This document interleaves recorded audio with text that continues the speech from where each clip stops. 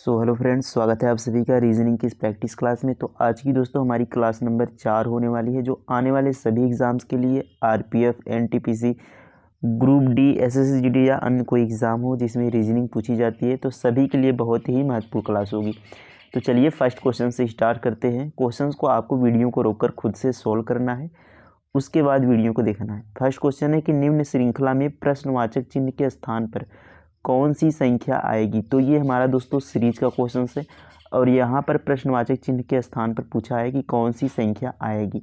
तो सबसे पहले हम देखते हैं कि इसमें कौन सी सीरीज यानी किस तरीके से सीरीज यहाँ पर चल रही है। तो देखिए 4 से 9 बना, 9 से 20 हो गया, 20 से 43 हो गया, 43 से 90 हो गया। तो यहाँ पर किस तरीके से यहाँ पर सीरीज चल रही है। तो अगर आप यहाँ पर ध्यान दें तो यहाँ पर ये जो संख्याएं हैं ये लगभग दुगुने के बराबर हैं। जैसे 4 का अगर 2 गुने के लगभग 9 है, यहाँ पर 9 के 2 गुने के आसपास की संख्या 20 है, 20 के 2 गुने के आसपास की संख्या 43 है और 43 के 2 गुने के आसपास की संख्या 90 है। तो अब हम देखें यहाँ पर कि 2 गुने से कितना ज़्यादा या कितना कम है, इस तरीके से देखते हैं। तो अगर हम देखें तो 4 से 9 बना यानी 2 गुना प्लस 1, 4 का 2 गुना करेंगे और उसमें क्या करेंगे, 1 को जोड़ देंगे। तो 4 दूना 8 और 1 9। तो इसी तरीके से 9 का 2 गुना कर देंगे। तो 9 का 2 गुना करेंगे, 9 दूना 18 और उसमें प्लस 2 कर देंगे, यानी 2 गुना प्लस 2। अब 20 का 43 यानी 20 का 2 गुना कर देंगे तो 40 होगा और इसमें प्लस 3 कर देंगे। तो यहाँ पर देखिए पैटर्न यानी तरीका समझ में आ रहा है कि 2 गुना प्लस 1, 2 गुना प्लस 2 और 2 गुना प्लस 3, यानी आगे क्या होगा, 2 गुना प्लस 4 होना चाहिए।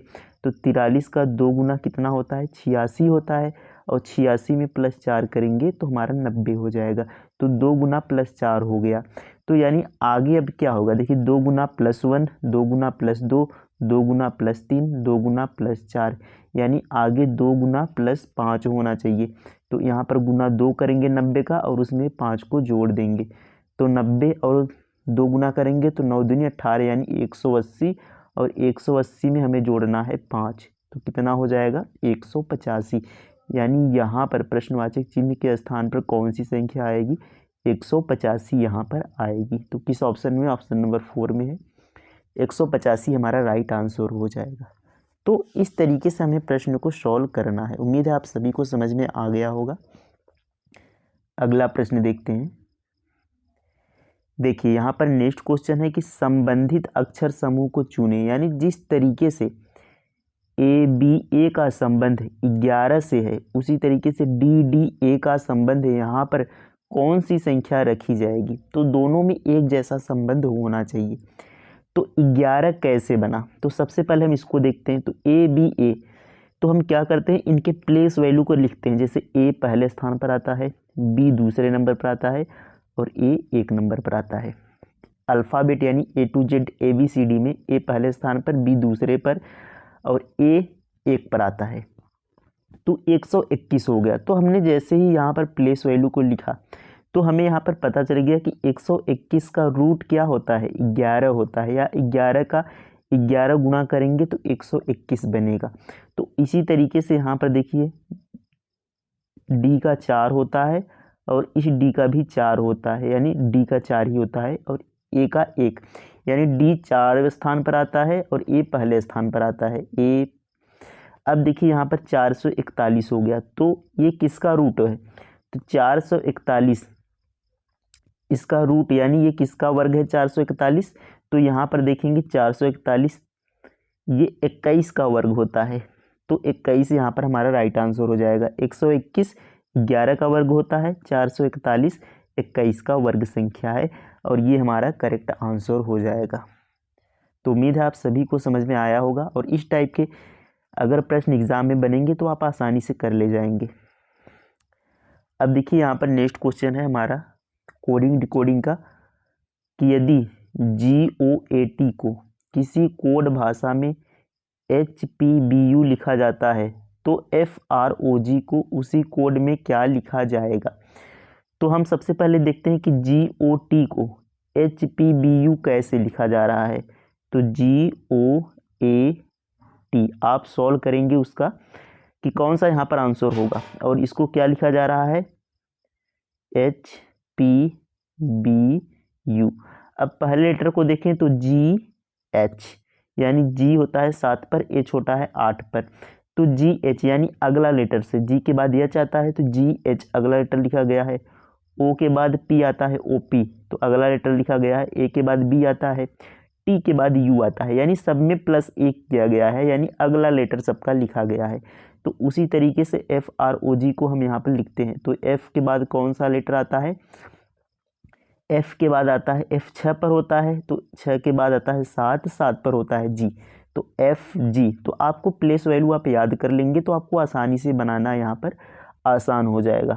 R के बाद क्या आता है, R के बाद आता है दोस्तों R 18 पर होता है, एक ज़्यादा, यानी अगला लेटर्स लिखेंगे तो R के बाद आ जाएगा यस। तो GS कौन सा ऑप्शन स्टार्ट हो रहा है देखेंगे तो ये देखिए थर्ड और फर्स्ट दोनों। आगे और देख लेते हैं, O के बाद आता है P और G के बाद आता है H, तो GSPH इसका आंसर होगा। GSPH ऑप्शन नंबर फर्स्ट यहाँ पर करेक्ट आंसर हो जाएगा, GSPH, यानी सब में क्या किया गया था, +1 अगला लेटर लिखा गया था। देखिए यहाँ पर अगला प्रश्न है कि लुप्त संख्या ज्ञात करी। तो यहाँ पर देखेंगे तो प्रश्नवाचक चिन्ह है और यहीं पर हमें बताना है कि कौन सी संख्या यहाँ पर आएगी। तो आपको यहाँ पर ध्यान देना है कि जब भी बड़े नंबर्स को, अगर देखिए यहाँ पर बड़े नंबर्स किस साइड है, तो आप देखेंगे तो बड़े नंबर्स यहाँ पे बीच में है। तो यानी हमें क्या करना है कि इन दो नंबर्स को मिलाकर गुणा भाग जोड़ घटाना कुछ ऐसा करना है ताकि ये बीच वाला बड़ा नंबर्स बने। तो इसी तरीके से हमें 1 और 5 को यहाँ पर बनाना है कि प्रश्नवाचक चिन्ह के स्थान पर कौन सी संख्या होगी। तो चलिए देखते हैं कैसे करते हैं। सबसे पहले ऊपर वाले को लेंगे कि 3 और 11 से हमें इस बड़े नंबर्स को बनाना है। तो 3 और 11 से कैसे हम बना सकते हैं, तो हम सबसे पहले क्या करते हैं, क्योंकि 148 जाना है तो 11 का स्क्वायर कर लेते हैं। पहले 11 का स्क्वायर कितना होता है, 121 होता है। अब 121 में हम 3 का क्यूब कर लेते हैं, 3 का क्यूब, क्योंकि हमें 148 के पास जाना है। तो 3 का क्यूब होता है 27, 3 तिया 9 तिया 27। अब देखिए इन दोनों को हमें जोड़ देना है, 121 और 27 को, तो 7 1 8, 2 2 4 और 1, 148 बन गया। अब ये तरीका हमारा सही है कि नहीं, इसके लिए हम इस वाले को चेक कर लेते हैं, दूसरे वाले को। तो हमने क्या किया था कि जो यहाँ पर लास्ट वाला था उसका स्क्वायर किया था। तो 12 का हम क्या करेंगे, स्क्वायर करेंगे लास्ट वाली संख्या का।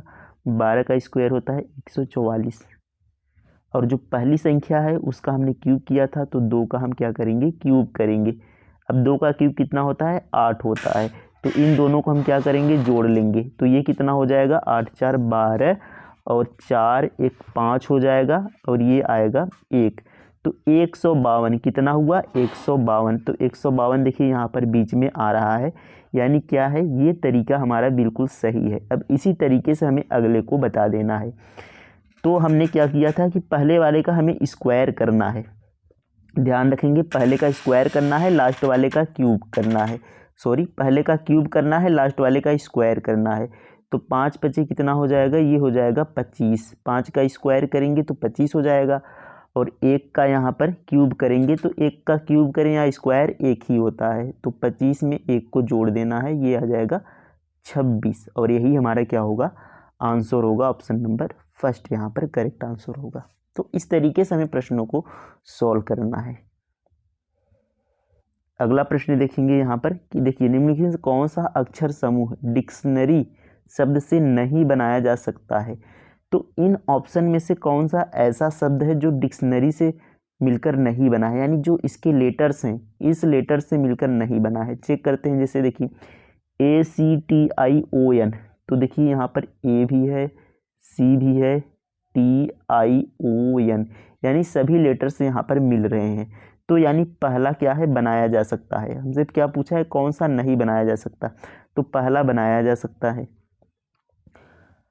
NOTARY। देखेंगे यन है, O है, T है, A भी है, RY, यानी दूसरा भी क्या है, बनाया जा सकता है। तीसरा चेक करेंगे NATION, NATIO। अब यहाँ पर देखेंगे NATION, तो यहाँ पर 2 N है, इस वाले में 2 N है, और यहाँ पर देखेंगे तो केवल डिक्शनरी में केवल एक ही N है, तो यानी ये तीसरा वाला नहीं बनाया जा सकता, और यही हमारा सही उत्तर हो जाएगा, क्योंकि पूछा है कौन सा नहीं बनाया जा सकता। तो तीसरा नहीं बनाया जा सकता है, क्योंकि इसमें 2 N है और डिक्शनरी में केवल एक ही N है, तो तीसरा नहीं बनाया जा सकता। चौथा चेक करेंगे ART, तो देखिए A भी है, R भी है, T भी है, ART यहाँ पर बन जाएगा।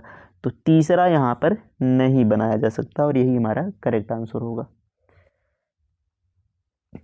अगला प्रश्न है, देखिए यहाँ पर कि रीता अपने घर से उत्तर की ओर 2 किमी चलकर अपने बाएं मुड़कर, देखिए यहाँ पर सबसे पहले आपको दिशा का ज्ञान देख लेंगे इस तरीके से, दिशा को कि ऊपर होता है, याद रखेंगे उत्तर के लिए ऊपर, और इधर पूर्व, और नीचे दक्षिण, और इस साइड पश्चिम। इस दिशा को अपने यहाँ पर आप याद रखेंगे, ताकि आप आसानी से क्वेश्चंस बना पाएँ। तो चलिए आप इसको याद रख लेंगे। अब देखिए हम क्वेश्चंस को सॉल्व करते हैं कि रीता अपने घर से उत्तर की ओर रीता मानते हैं यहाँ पर, और घर यहाँ पर रीता का घर है, उत्तर की ओर 2 किमी चलकर, उत्तर की ओर 2 किमी चलती है। आगे कहा है अपने बाएं मुड़कर, बाएं मुड़ेगी। आप यहाँ पर सोचिए, यहाँ पर उत्तर की ओर चल रही, तो आप खुद को यहाँ पर सोचिए कि आप उत्तर की साइड चल रहे हैं, यानी आप इस दिशा में चल रहे हैं, तो आपका दायां और आपका बायां किधर होगा, उस तरीके से आपको क्वेश्चन जब कहे तो मोड़ना है। अपने बाएं मुड़ती, तो आप सोचिए आप जब इधर चल रहे हैं तो आपका बायां किधर होगा, तो ये इस साइड होगा। तो अब यहाँ पर बाएं मुड़कर 4 किमी चलती है, तो इसको थोड़ा सा बड़ा बनाना है उससे, तो ये हो गया 4 किमी। या आप इस दाएं बाएं को याद रखेंगे कि जब घड़ी किस दिशा में चलती है, इस दिशा में चलती है, तो जब भी दायां बोले तो घड़ी की दिशा में चलना है, और जब भी बायां बोले तो घड़ी की विपरीत दिशा में चलना है, यानी इस तरीके से। देखिए बाएं मुड़कर 4 किमी चलती है, फिर दक्षिण की ओर मुड़कर 6 किमी चलता है।